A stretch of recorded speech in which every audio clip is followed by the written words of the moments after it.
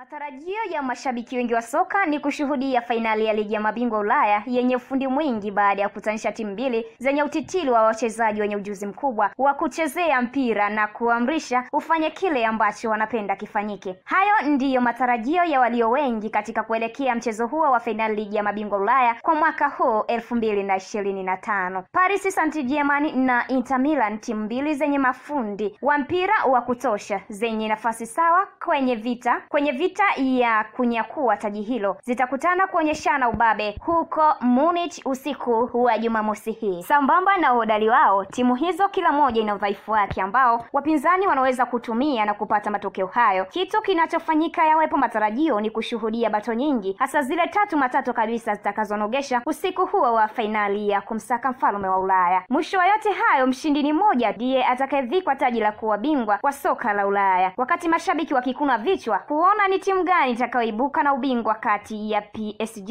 ambao ni mabingwa wa ligi wani ya Ufaransa na Inter ambao wamemaliza nafasi ya pili kwenye Serie A wakizidiwa pointi moja tu na mabingwa Napoli. Kinachosubiriwa kwa hamu ni vita zitakazopiganwa kwenye fainali. Mimi ni Eudes Zakaria